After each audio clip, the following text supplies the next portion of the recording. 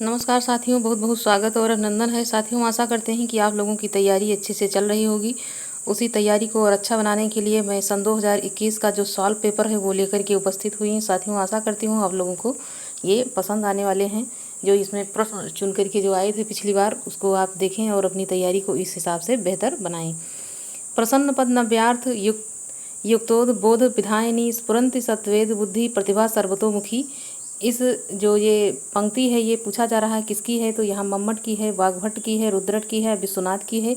तो वाग्भट यहाँ पे कथन हो जाएगा बी आपका सही। इनकी कुछ रचनाएं यहाँ पे दी हैं। इससे अष्टांग संग्रह तथा अष्टांग हृदय के रचयिता भी यही माने जाते हैं, जो कि इसका जो अनुवाद इन्होंने किया है तिब्बती भाषा में इन्होंने किया है। अगला प्रश्न है कि जहाँ राधा आनंद उदित निच बासर आनंद, तहाँ कहाँ अरविंद है, कहाँ बापुरो चंद।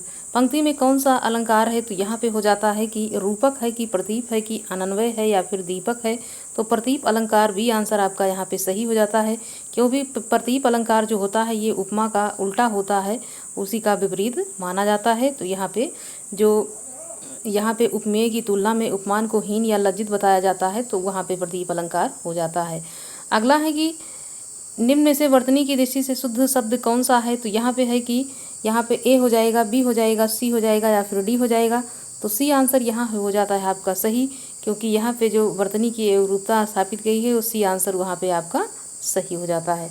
अगला है निम्नलिखित में से कौन सा तद्धित प्रत्यय वाला शब्द नहीं है, यहाँ पे हो जाता है शिक्षक है, पौरुषीय है, मायावी है या फिर सजावट है।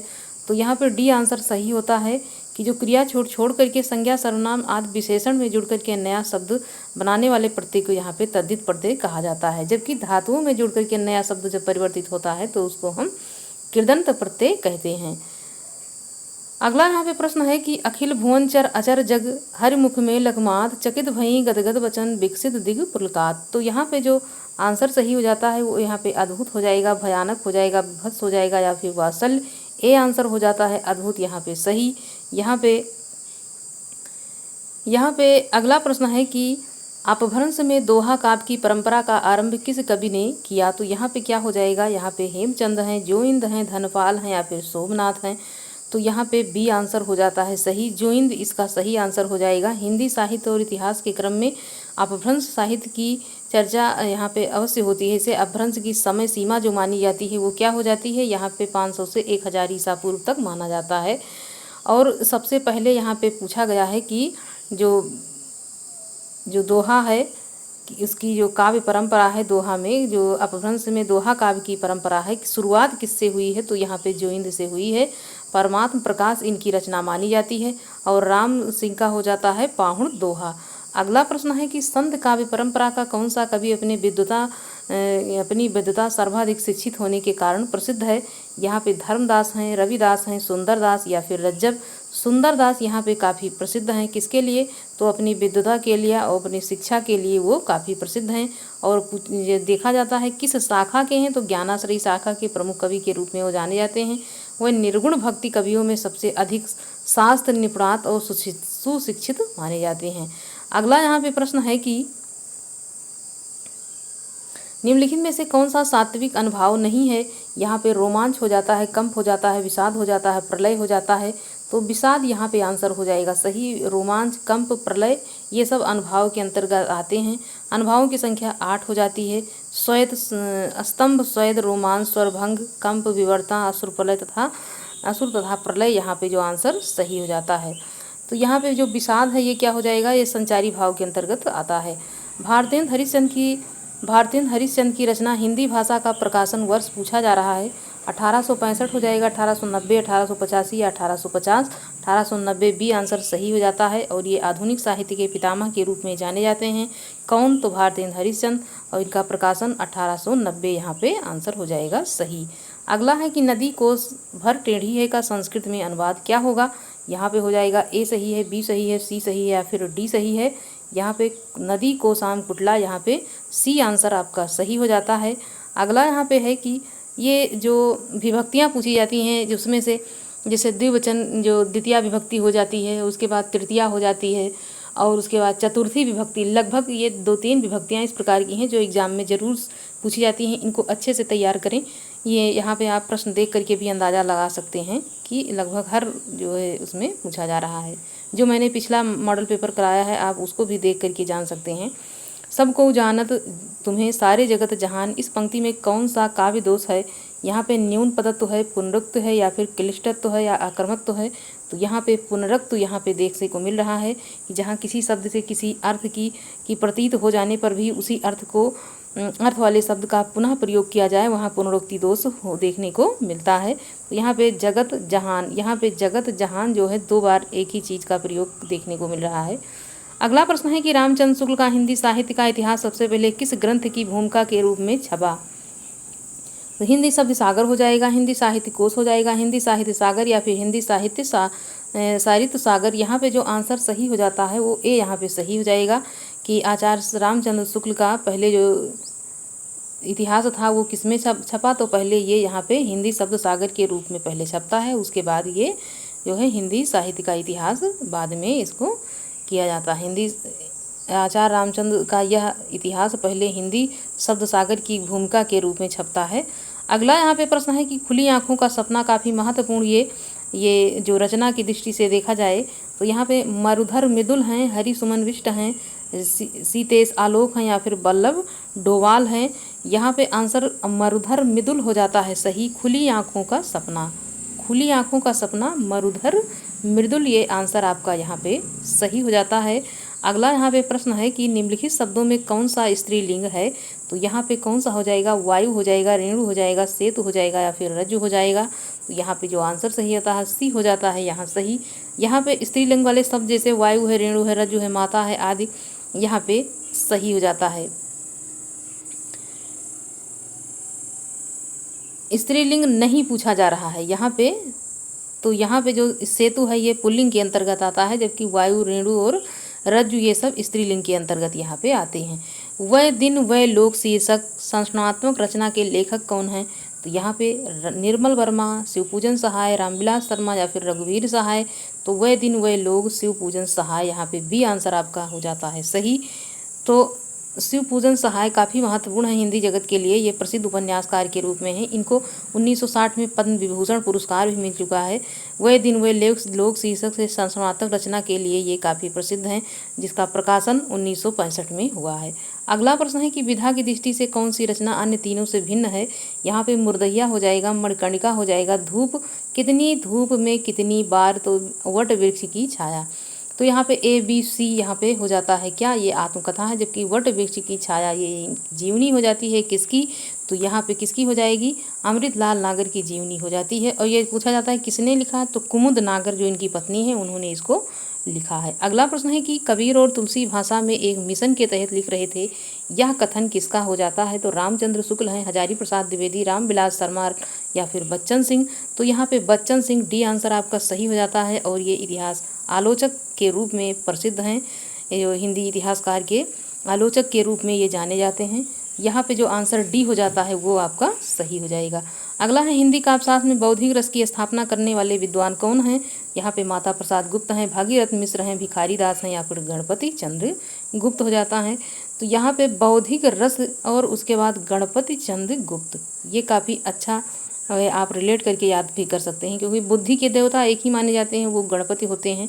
यहाँ पे गणपति का नाम दिया हुआ, यहाँ पे बौद्धिक हो गया, तो इसको जोड़ करके आप याद कर लेंगे यहाँ पे कौन सा कथन कि हिंदी काव्य शास्त्र में बौद्धिक रस की स्थापना किसने की? तो गणपति चंद्र गुप्त ने की। ये आप जो है आप याद कर सकते हैं।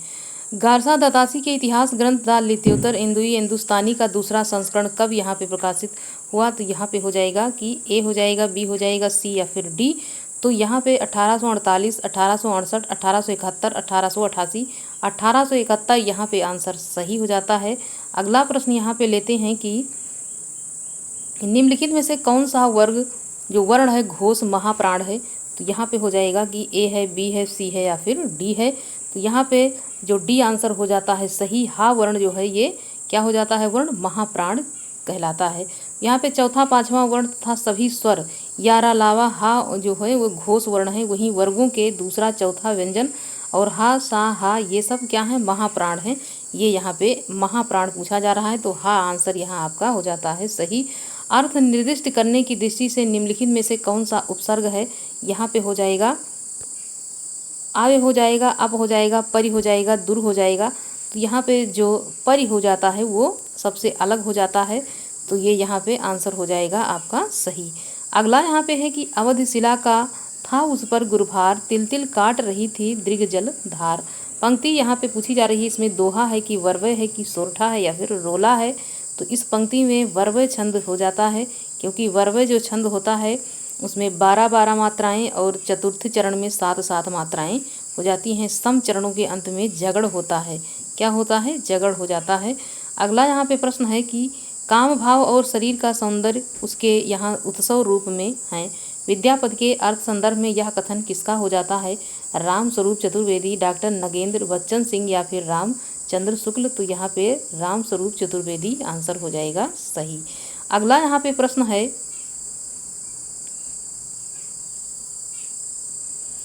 साखी शब्दी दोहरा कही कही कीन्हिन उपखान, भगति निरूपहि भगति कलि निंदहि वेद पुराण। यहाँ पे हो जाएगा कि तुलसीदास की पंक्ति है कि कबीरदास की, मलिक मोहम्मद जायसी या फिर कुतुबन की।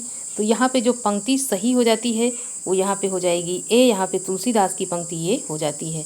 अगला यहाँ पे है कि पवन मया करी घूंघट टारे, दया करी दामिनी द्वीप दिखाए। पंक्ति किस कवि की है पूछा जा रहा है, तो नेह नागरी दास की है, पद्माकर की है, देव की है या फिर ग्वाल की है। तो यहाँ नेह नागरी दास की काफ़ी महत्वपूर्ण पंक्ति है, पवन मया करी घूंघट टारो, दया करी दामिन दीप दिखावे।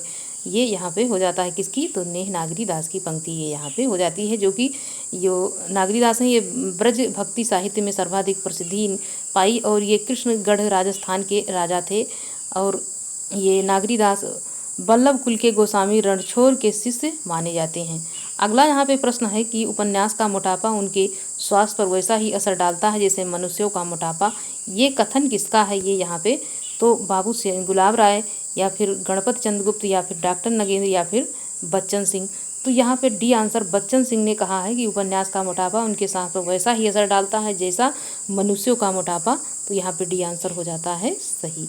अगला है कि अंतड़ियों में बल पड़ना, मुहावरे का अर्थ क्या हो जाएगा? आंतों की बीमारी हो जाना, हंसते हंसते पेट में पीड़ा हो जाना, पेट में आंतों का ना होना, मन में किसी प्रकार की शंका होना। बी आंसर हो जाता है सही इसमें, हंसते हंसते पेट में पीड़ा हो जाना, ये यहाँ पे सही हो जाता है।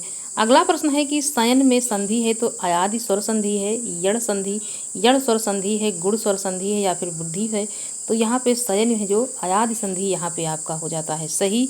अगला यहाँ पे प्रश्न है, कलचुरी राजवंश की 7 नायिकाओं के नक्सिक वर्णन से संबंधित है। यहाँ पे उक्त व्यक्ति प्रकरण है, राउर बेल है, कुबलय माला है या फिर वर्णनाकर है। राउर बेल यहाँ पे आंसर हो जाता है सही, क्योंकि कलचुरी राजवंश की 7 नायिकाओं के नक्सिक वर्णन से संबंधित ग्रंथ राउर बेल है। यह 10वीं सदी का ग्रंथ माना जाता है। यह एक चंपू काव्य भी है, ये देखा जाता है। तो ये चंपू काव्य भी इसकी एक विशेषता हो जाती है कि किस प्रकार का है, तो ये चंपू काव्य राउर बेल हो जाता है। इसमें इस ग्रंथ की जो नायिका राउर है, इसके नक्सिक सौंदर्य का वर्णन इसमें देखने को मिल रहा है। इस ग्रंथ में हिंदी की 7 बोलियों के शब्द मिलते हैं, जिसमें राजस्थानी की प्रधानता, मतलब जो राजस्थानी भाषा है उसकी प्रधानता यहाँ पे देखने को मिल रही है। झोंपड़ी से राजमहल किस साहित्यकार की आत्मकथा है? यहाँ पे शिवराज सिंह बेचैन हैं, माता प्रसाद हैं, सोहनपाल सुमनाक्षर हैं या फिर हरपाल सिंह अरुण हैं। तो यहाँ पे माता प्रसाद जी की ये रचना हो जाती है, जो एक राजनीतिज्ञ के रूप में काफ़ी प्रसिद्ध थे। 21 अक्टूबर 1993 से 16 मई 1999 तक अरुणाचल प्रदेश के राज्यपाल भी रहे और इनकी झोपड़ी से राजमहल उसी की प्रसिद्धि की आत्मकथा है। वर्ष 2002 में यह प्रकाशित होती है। किसकी रचना है? तो माता प्रसाद की ये रचना हो जाती है।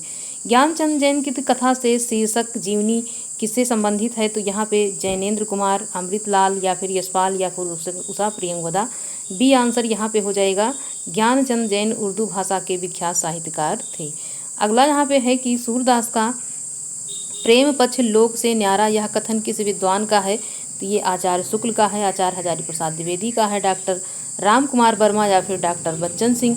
तो यहाँ पे आचार्य रामचंद्र शुक्ल आंसर ए हो जाता है आपका सही। हिंदी साहित्य का इतिहास, यहाँ पे जो सूरदास का प्रेम पक्ष लोक से न्यारा है, ये आचार्य शुक्ल जी का कथन है। जो काफ़ी महत्वपूर्ण है, क्योंकि शुक्ल जी का कथन अक्सर एग्जाम में पूछा जाता है।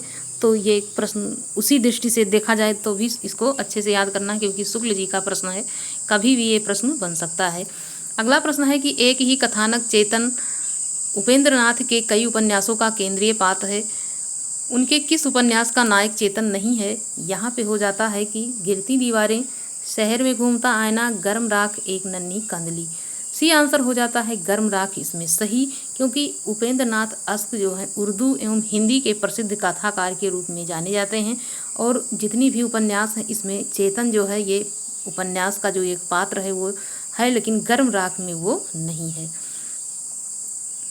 अगला यहाँ पे प्रश्न है,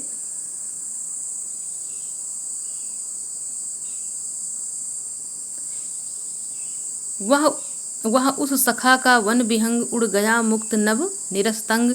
पंक्ति किस छायावादी कवि की है? जयशंकर प्रसाद जी की है, सुमित्रानंद पंत, या फिर महादेवी वर्मा, या फिर सूर्यकांत त्रिपाठी निराला।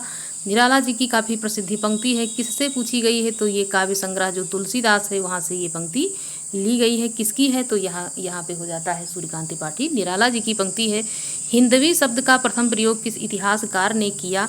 तो हिंदवी शब्द का प्रयोग यहाँ पे किसने किया है? रामचंद्र शुक्ल ने, इब्न बतूता, अबू सईद, या फिर बदायूनी। तो अबू सईद यहाँ पे हो जाएगा आंसर सी आपका सही। अबू सईद की रचना ये यहाँ पे हो जाती है। किसकी? तो अबू सईद की रचना हो जाती है। ये अबू सईद 11वीं शताब्दी के इतिहासकार के रूप में हैं, जिन्होंने 1049 ईस्वी के लगभग हिंदवी शब्द का प्रयोग इन्होंने किया है। और यदि यहाँ पे देखा जाता है तो अमीर खुसरो ने इसी का जो है इस शब्द का प्रयोग 13वीं शताब्दी में किया है। जो हिंदवी शब्द का प्रयोग अमीर खुसरो ने 13वीं शताब्दी में किया था। अगला है विलोम की दृष्टि से असंगत को पहचानना है। अज्ञ का विज्ञ है, अदातन का पुरातन है, अजय विजय है, अर्वाचीन नवीन है।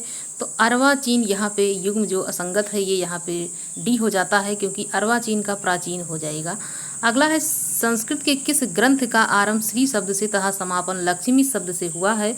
यहाँ पे है रघुवंशम है, शिशुपाल वधम है, किरात अर्जुनियम, नाग कुमार संभवम। तो यहाँ पे कुमार संभवम भी कालिदास की कृति, शिशुपाल वध यहाँ माघ की हो जाती है, किरात अर्जुनियम भारिप की, जबकि कुमार संभवम भी कालिदास की हो जाती है। तो यहाँ पे जो भारिप की रचना किरात अर्जुनियम है इसी की शुरुआत श्री से होता है, जबकि समापन इसका लक्ष्मी से होता है। तो श्रेयांत इसका ये नाम भी कहा गया है, इसका नाम यदि देखा जाता है तो ये यहाँ पे इसको कहा जाता है श्रेयांत। नहीं, श्री से इसकी शुरुआत होती है, लक्ष्मी से समापन होता है। तो ये यहाँ पे अच्छे से इसको याद करना है कि श्री से इसकी शुरुआत है। और इसमें ये सर्ग पूछा जाता है तो 18 हैं और 1040 श्लोक इसमें हैं। और ये बृहदतई की प्रथम रचना मानी जाती है। बृहदतई में एक ये हो जाती है और एक यहाँ पे हो जाती है नैषधीय चरितम, और ये शिशुपाल वधम हो जाती है, जो कि माघ की रचना है। सर्ग उसमें 20 हैं। पार्श्वनाथ चरित के लेखक कौन हैं? तो यहाँ पे हो जाएगा वीरनंदी हैं, धनंजय हैं, मुनिनाथ विजय हैं, या फिर वादिराज हैं। तो यहाँ पे कौन सा आंसर हो जाता है? डी आंसर हो जाएगा। वादिराज एक जैन आचार्य कवि हैं और ये दार्शनिक थे जिनका समय 10वीं शताब्दी माना जाता है। कभी ये प्रश्न बन सकता है कि वादिराज का समय क्या है? तो यहाँ पे हो जाएगा कि ये 10वीं शताब्दी के माने जाते हैं। पार्श्वनाथ चरित, एक ही भाव, प्रमाण न्याय तथा ये सारी चीज़ें यहाँ पे इनकी जो रचनाएं हैं ये यहाँ पे दी हुई हैं। अगला है कि नाटकों और नाटककारों का सही युग्म कौन सा नहीं है? तो रघुकुल रीत यहाँ पे हो जाएगा जगदीश चंद्र माथुर का, मिस्टर अभिमन्यु लक्ष्मी नारायण लाल का, एक सत्य हरिश्चंद्र लक्ष्मी नारायण मिश्र का, गोपानाथ का, विनोरस तोगी का। तो सी आंसर यहाँ पे हो जाएगा सही। एक सत्य हरिश्चंद्र लक्ष्मी नारायण लाल मिश्र की ये कृति नहीं है। तो ये किसकी हो जाती है? तो ये सत्य हरिश्चंद्र हिंदी के प्रसिद्ध नाटककार लक्ष्मी नारायण लाल का हो जाता है, मिश्र का नहीं, यहाँ पे लाल का ये नाटक हो जाता है। और प्रकाशन पूछा जाता है तो 1976 में इसका प्रकाशन सही है। अगला यहाँ पे प्रश्न लेते हैं कि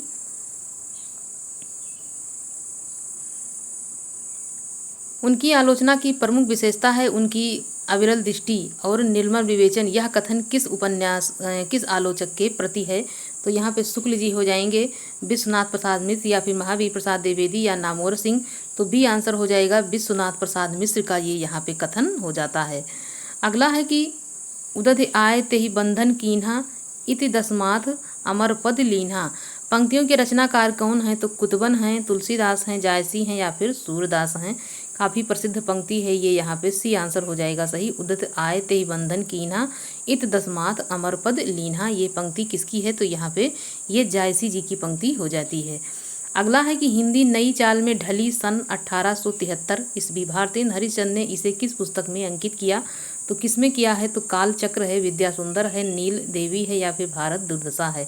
तो उनकी एक पुस्तक जो है काल चक्र, उसी में देखने को मिलता है कि 1873। अब इसी प्रश्न को थोड़ा सा इसलिए घुमाया गया है क्योंकि अक्सर एग्जाम में ये पूछा जाता था कि हिंदी नई चाल में ढली किसका कथन है, ये यहाँ से प्रश्न बनता था। अब प्रश्न ये बन गया है कि हिंदी नई चाल में ढली 1873 में। तो अब ये भी पूछा जा सकता है कि हिंदी कब ढली, तो ये सन याद रखना है कि 1873 में हिंदी नई चाल में ढली। किसने कहा है? तो हरिश्चंद्र जी ने कहा है। किस पुस्तक में कहा है? तो कालचक्र में कहा है। अब यहाँ पे अगला प्रश्न लेते हैं कि दस्यत शब्द दृश्य धातु के किस वचन एवं पुरुष का रूप हो जाता है? यहाँ पे हो जाएगा कि इसमें ए है, बी है, सी है या फिर डी है। तो यहाँ पे डी आंसर हो जाएगा सही आपका। लिट लकार प्रथम पुरुष एक वचन। दृश्यत शब्द दृश्य धातु के लिट लकार प्रथम पुरुष एक वचन का रूप है। तो दृश्यत जो धातु है, उसके बाद इसको याद करना है। दृश्य धातु जो है उसको पठ धातु, दृश्य धातु, ये जो कुछ धातुएं ऐसी हैं जो बहुत ज़रूरी हैं याद करना। अगला यहाँ पे प्रश्न है कि उर्दू को यामिनी भाषा का श्रेय, उर्दू को यामिनी भाषा कहने का श्रेय किसे गया है? यहाँ पे सदल मिश्र जी हैं, लल्लू लाल जी हैं, ईसा अल्लाह खां हैं, सदा सुखलाल नियाज जी हैं। तो यहाँ पे लल्लू लाल आंसर बी आपका हो जाएगा सही। अगला यहाँ पे प्रश्न है कि यहाँ पे अगला प्रश्न है कि ब्रजभाषा का विकास किस अपभ्रंश से माना जाता है? तो सौरसेनी अपभ्रंश से, मगधी से, अर्ध मगधी से या फिर ब्रांचड़ से। तो सौरसेनी जो अपभ्रंश है उसी से विकास माना जाता है किसका? तो ब्रजभाषा का विकास भी उसी से माना जाता है। और ब्रजभाषा पश्चिमी हिंदी की अत्यंत समृद्ध एवं सरस भाषा है। सूरदास, नंददास, बिहारी, भारतेंदु आदि ब्रजभाषा के प्रसिद्ध कवि के रूप में जाने जाते हैं। बीती बिहावरी जागरी, अंबर पनघट में डुबो रही, तारा घट उषा नागरी। तो उपयुक्त पंक्ति में अलंकार पूछा जा रहा है। रूपक है, उत्प्रेक्षा है, श्लेष है या फिर यमक है। तो यहाँ पे ए आंसर रूपक हो जाएगा आपका सही। अगला यहाँ पे प्रश्न है और इसमें है कि जहाँ उपमेय और उपमान में कोई अंतर दिखाई न दे वहाँ रूपक अलंकार हो जाता है। और ये पंक्ति पूछी जाती है तो जयशंकर प्रसाद जी की हो जाती है। कहाँ से है? तो काव्य संग्रह लहर से लिया गया है। इस पंक्ति में रूपक अलंकार है क्योंकि अंबर पनघट, अंबर रूपी पनघट में यहाँ पे तारा घट एवं उषा नागरी को उपमेय उपमान माना गया है। यहाँ उपमेय में उपमान का आरोप हो रहा है, इसलिए यहाँ पे हो जाएगा कौन सा? ए। यहाँ पे रूपक अलंकार हो जाता है सही।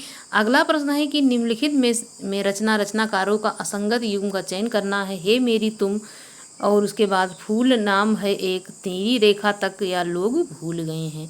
कौन सा आंसर हो जाएगा? तो डी आंसर हो जाएगा, लोग भूल गए हैं। ये किसकी हो जाती है? यहाँ पे रचना ये असंगत हो गया है। लोग भूल गए शमशेर बहादुर सिंह हैं क्योंकि भूल गए हैं काव्य हिंदी संग्रह के रघुवीर सहाय जी का है, ना कि शमशेर बहादुर सिंह का। और यहाँ पे जितने हैं वो सही हैं, जैसे हे मेरी तुम केदारनाथ अग्रवाल, फूल नाम है एक त्रिलोचन, नीली रेखा एक भवानी प्रसाद, नीली रेखा तक भवानी प्रसाद मिश्र की। और जितने भी कवि यहाँ पे हैं ये सब प्रगतिवाद के एक से एक बढ़ के स्तंभ माने जाते हैं। भारतेंदु नाटक मंडली का अभिनीत पहला नाटक कौन है? यहाँ पे पहला नाटक है तो सत्य हरिश्चंद्र है, विद्या सुंदर है, भारत दुर्दशा है, सती प्रताप है। तो सत्य हरिश्चंद्र यहाँ पे इनका पहला नाटक हो जाता है। ये काफ़ी महत्वपूर्ण भी है कि इनका कौन सा पहला नाटक है, तो ये यहाँ पे। और अभिनय पूछा जाता है कि भारतेंदु हरिश्चंद्र ने अभिनय किसमें किया है, तो उन्होंने जो जानकी मंगल नाटक है उसमें जानकी का रोल इन्होंने किया है, और वो भी काफ़ी एग्जाम में पूछा जाता है। अगला है कि अंग्रेजी किस भाषा का शब्द है? तो ये अंग्रेजी का है, फ्रेंच का है। ये जो अंग्रेज शब्द जो है ये किस भाषा का शब्द है? तो अंग्रेजी का है, फ्रेंच का है, पुर्तगाली या फिर डच। तो ये किसका हो जाता है? बी। यहाँ पे बी आंसर हो जाएगा सही कि ये फ्रेंच भाषा का शब्द यहाँ पे माना। शब्द अक्सर एग्जाम में ऐसे ही पूछा जाता है कि ये किस भाषा से है। तो यहाँ पे अंग्रेजी फ्रेंच भाषा का शब्द फ्रेंच से हिंदी में आए कुछ अन्य जैसे कूपन है, कारतूस है, मेयर है, सूप है, मीनू है, ये शब्द कहाँ से आए हैं तो ये फ्रेंच से हो जाते हैं। समस्त पृथ्वी से संबंध रखने वाले के लिए एक शब्द होगा, तो वो कौन सा शब्द हो जाता है जो तो सार्वकालिक हो जाएगा, सार्वदैशिक हो जाएगा, सार्वभौमिक हो जाएगा, सार्वजनिक हो जाएगा। सार्वभौमिक यहाँ पे आंसर हो जाता है आपका सही। तो यहाँ पे अगला प्रश्न हम लेते हैं कि पक्षी का पर्यायवाची नहीं है तो कौन सा हो जाएगा। यहाँ पे खग है, शकुन है, शाकुंद है या फिर शाकुंत है। यहाँ पे सी हो जाएगा, शाकुंद हो जाएगा आपका सही। और इसी प्रकार के जैसे यहाँ पे है खग है, शकुन है, शाकुंद है, विहंग है, निहंग है, अंडज है, शकुंद है। पक्षी का ये पर्यायवाची यहाँ पे नहीं है, अतः यहाँ पे विकल्प जो है सी क्या हो जाता है, सही हो जाता है। अगला यहाँ पे प्रश्न है कि उटपटांग शब्द में समास है तो बहुव्रीहि है कि द्वंद्व है, द्विगु है या फिर तत्पुरुष है। डी आंसर उटपटांग शब्द में तत्पुरुष समास होता है, जिसका प्रथम पद गौण और उत्तर पद अंतिम पद प्रधान हो उसे तत्पुरुष समास कहते हैं। यहाँ पे डी आंसर हो जाएगा आपका सही। अगला है निम्नलिखित में से किस रचनाकार फोर्ट विलियम्स कॉलेज से संबंध नहीं है तो किसका नहीं है। यहाँ पे हो जाता है कि प्रेम सागर है, लाल चंद्रिका या फिर रानी केतकी की कहानी या फिर नासकेतोपाख्यान। यहाँ पे सी आंसर रानी केतकी कहानी। ईसा अल्लाह खां साहित्यकार उर्दू कवि थे जो लखनऊ व दिल्ली के दरबारों में कविता करते थे। हिंदी में उन्होंने रानी केतकी की कहानी तथा नामक कथा ग्रंथ की रचना की है। इसमें क्या सही हो जाएगा, सी आंसर उसी हिसाब से सही हो जाता है। खड़ी बोली का एक अन्य नाम है तो क्या हो जाएगा, अंतर्वेदी है कि प्राची है, कौरवी है या फिर हरियाणवी है। यहाँ पे कौरवी आंसर हो जाता है सही। खड़ी बोली एक अन्य जो है खड़ी बोली का एक अन्य नाम कौरवी हो जाता है, जो देखने को है तो मेरठ, सहारनपुर, देहरादून, रामपुर, मुजफ्फरनगर आदि में बोली जाने वाली भाषा को कहा जाता है, इसे कौरवी भाषा हम कहते हैं। ग्रियर्सन ने इसे देसी हिंदुस्तानी कहा है। खड़ी बोली के प्रथम कवि अयोध्या सिंह उपाध्याय हरियोध जी को माना जाता है। गुरवे शब्द का सही संधि विच्छेद क्या होगा।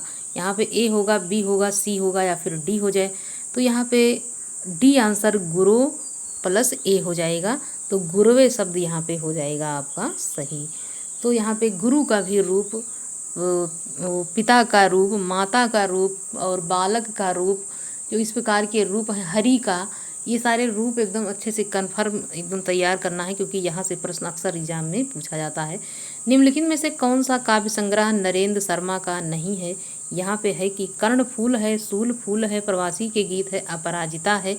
नहीं पूछा जा रहा है इसमें, तो यहाँ पे डी आंसर हो जाएगा सही, क्योंकि इतनी जो रचनाएं A B C D B हैं ये यहाँ पे हो जाएगा किसका, नरेंद्र शर्मा का, जबकि अपराजिता उनका नहीं है।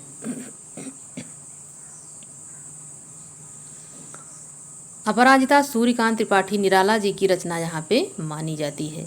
और इसी में देखा जाए तो रामेश्वर शुक्ल अंचल का जो प्रबंध काव्य है जो वर्ष 1983 में प्रकाशित हुआ। विधा की दृष्टि से सुमेलित युग्म नहीं है, कौन सा हो जाएगा। यहाँ पे अत्र कुशलम तत्रास, अपनी धरती अपने लोग, आत्मकथा है, व्यक्तित्व की झांकियाँ, रेखा चित्र है, शांति निकेतन से शिवालिक यात्रावृत्त। तो यहाँ पर डी आंसर हो जाएगा, शांति निकेतन से शिवालिक यात्रावृत्त है। किसका है तो शिव प्रसाद सिंह द्वारा संपादित निबंध संग्रह है जो हजारी प्रसाद द्विवेदी पर केंद्रित है। अब ये पूछा जाए अगला जो है अगली बार की जो इनका शांति निकेतन है ये किस पर केंद्रित है, तो किस पे हो जाता है, हजारी प्रसाद द्विवेदी पे ये केंद्रित। सभी स्वर होते हैं, कैसे होते हैं स्वर, तो दीर्घ होते हैं, अघोष होते हैं, महाप्राण, अल्प प्राण। सभी स्वर किस प्रकार के हैं, तो यहाँ पे डी अल्प प्राण हैं, ये सभी स्वर अल्प प्राण में हैं। यहाँ पे दिया भी है कि स्वरों की जो कुल संख्या है वो कितनी है, 11 हो जाती है।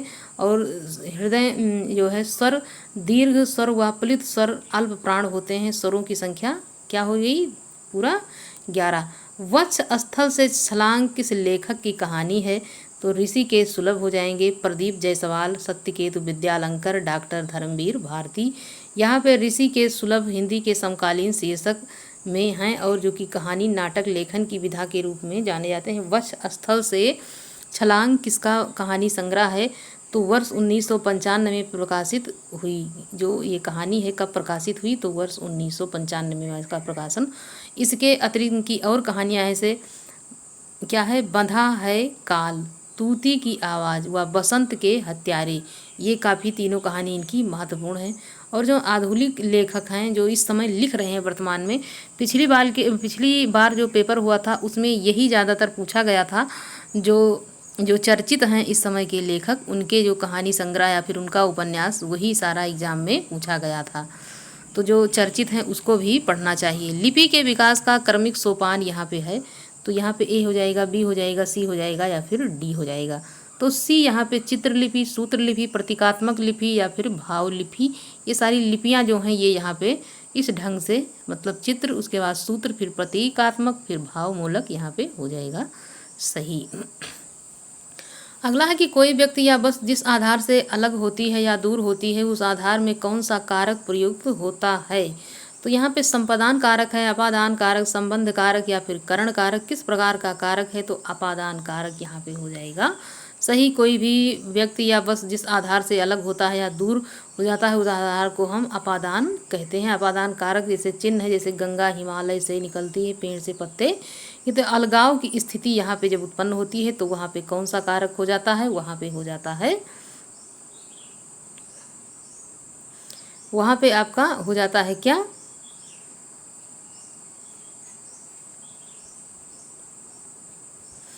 तुम्हें सौंपता हूँ किसकी काव्य रचना है, तो किसकी हो जाएगी, नागार्जुन शमशेर या फिर केदारनाथ अग्रवाल या फिर त्रिलोचन की। तो यहाँ पे जो आंसर सही हो जाता है वो डी हो जाएगा। यहाँ पे त्रिलोचन की रचना हो जाती है, तुम्हें सौंपता हूँ। किसकी रचना, त्रिलोचन शास्त्री की रचना हो जाती है। जो इसका प्रकाशन त्रिलोचन शास्त्री ने 1889-90 में हिंदी अकादमी से सलाका सम्मान प्राप्त किया। सलाका सम्मान इनको प्राप्त हुआ है कब, तो 1889-90 में इनको प्राप्त हुआ है। और तुम्हें सौंपता हूँ एक प्रकाशन पूछा जाता है तो वर्ष 1985 में इसका प्रकाशन हुआ। हिंदी के विकास के संबंध में निम्नलिखित कथनों में एक असत्य है, तो यहाँ पे कौन सा हो जाएगा, ए हो जाएगा, बी हो जाएगा, सी हो जाएगा या फिर डी हो जाएगा। तो जो सही हो जाता है वो हिंदी का विकास संयोगात्मक भाषा के रूप में हुआ है, ए आंसर हो जाएगा सही। अगला है इसमें कि निम्नलिखित में से भारतेंदु हरिश्चंद्र की रचना नहीं है, तो आषाढ़ महात्म्य हो जाएगा, अपवर्ग पंचक हो जाएगा, भक्ति सर्वस्व हो जाएगा, हिंदी भाषा हो जाएगा। ए आंसर आपका यहाँ पे हो जाएगा सही। अगला है कि न धर्म वृद्धेश वया समीक्षते, यह सूक्ति किस कवि की है। यहाँ पे है कि ये कालिदास की है, भारिप की है, माघ की है या फिर श्रीहर्ष की है। ए आंसर हो जाएगा कालिदास की ये पंक्ति यहाँ पे सूक्ति हो जाएगी सही। तो महाकवि कालिदास द्वारा रचित कुमार संभोम से यह पंक्ति ली गई है। तो अगला यहाँ पे है कि प्रेम कहानी से उठने वाले सामाजिक अवरोधों की पृष्ठभूमि पर लिखा गया उपन्यास कौन सा है। तो नीलू नीलमा नीलोफर भीष्म सहानी, जुलूस फणीसन नाथ रेणु, खुदा सही सलामत है रविंद्र कालिया, मुझे चांद चाहिए सुरेंद्र वर्मा। तो यहाँ पे नीलू नीलमा नीलोफर यहाँ पे पृष्ठभूमि पर लिखा गया है, भीष्म सहानी का ये नाटक हो जाएगा सही। अगला यहाँ पे प्रश्न है कि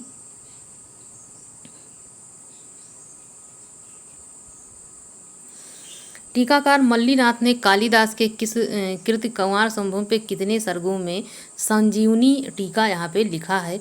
तो उन्होंने कितने पे लिखा है, 4 पे, 6 पे, 8 पे या फिर 10 पे। तो 8 पर उन्होंने संस्कृत में जो सुप्रसिद्ध टीका लिखा है, उन्होंने कितने ग्रंथों पे, उनके 8 पर उन्होंने लिखा है। किसने लिखा है, तो मल्लीनाथ काव्य अलंकार व्याकरण स्मृति दर्शन आदि के विद्वान भी माने जाते हैं। कालिदास कृत कुमार संभव के 8 सर्गों पर संजीवनी टीका लिख कर के वो प्रसिद्ध हो गए हैं। कौन, तो मल्लीनाथ। भाषा योग वशिष्ठ का रचना काल यहाँ पे हो जाएगा, तो 1730 है, उसके बाद 1741 है, 1750 है, 1761 है।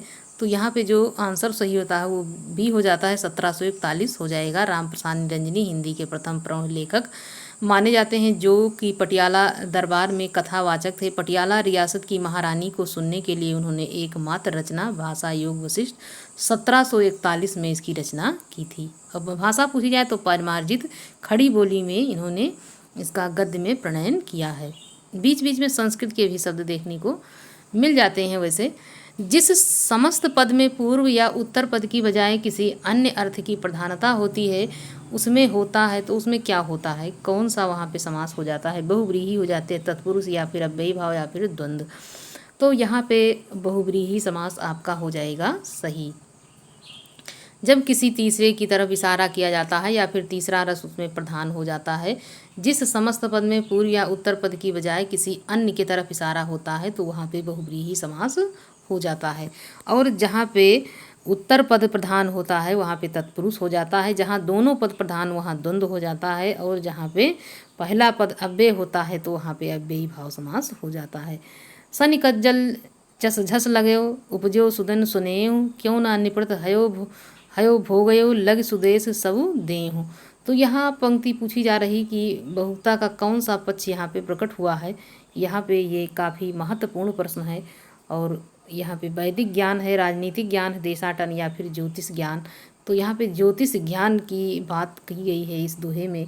और दोहा पूछा जाता है किसका है, तो यहाँ पे बिहारी जी का ये दोहा हो जाता है। बिहारी सतसई से ये लिया गया है। सनि कज्जल चस झस लगन उपजो सुदन सनेहु क्यों ना निपृत हयो भोगयो लस सुदेश सबु देहु। तो ये दोहा काफ़ी कठिन लग रहा है।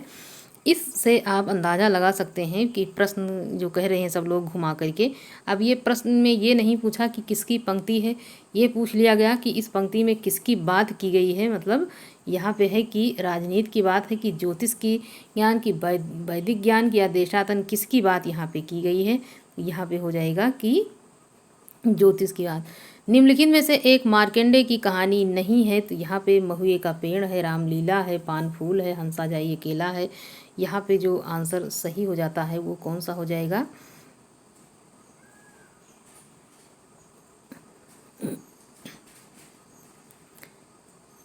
यहाँ पे आंसर जो सही हो जाता है वो यहाँ पे हो जाएगा रामलीला। रामलीला यहाँ पे आंसर हो जाएगा सही। तो ये मार्कंडे जी की कहानी यहाँ पे नहीं है, जबकि महुए का पेड़, पान फूल और हंसा जाई अकेला सारी जो ये यहाँ पे हैं, ये किसकी हो जाती हैं? तो ये यहाँ पे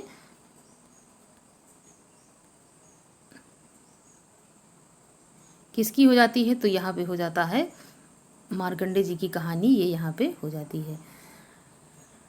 अगला यहाँ पे प्रश्न है कि नमः शब्द के योग से विभक्ति होती है, तो यहाँ पे हो जाएगी कौन सी विभक्ति? नमः स्वस्ति स्वाधा स्वधा अलम वसट्टी योगाच, ये यहाँ पे पूरा विभक्ति का रूप हो जाता है। नमः के योग में उसके बाद कृप है, स्वस्ति है, स्वाहा है, इसके सब के योग में देखा जाता है तो चतुर्थी विभक्ति का प्रयोग यहाँ पे देखने को मिलता है। तो यहाँ पे क्या आंसर हो जाएगा? यहाँ पे डी आंसर आपका हो जाता है सही। तो साथियों, हम आशा करते हैं कि ये जो प्रश्न आप लोगों के लिए, जो बदलते पैटर्न के प्रश्न जो पूछे गए थे सन 2021 के पेपर में टीजीटी को, आप देख करके आप अपना अंदाज़ा वहाँ से लगा सकते हैं कि किस प्रकार के प्रश्न पूछे जाते हैं और पढ़ाई का स्तर कहाँ हमारा है और हम अपनी तैयारी को अभी कहाँ तक ले जाएंगे तो हमको सफलता प्राप्त हो सकती है। तो आप इस तरह से अपनी तैयारी को यहाँ पे देख करके उसका आकलन कीजिए कि देखिए आपके कितने प्रश्न इसमें से सही हो रहे हैं। सही बताना। तो साथियों, ये अच्छा लग रहा है तो एक लाइक कर दीजिए, और जो है थोड़ा और अच्छा लगे तो इसको शेयर कर दीजिए अपने दोस्तों और साथियों में। और ये पढ़ाई के दौरान कोई त्रुटि हो जाती है तो उसके लिए हम क्षमा चाहते हैं। धन्यवाद।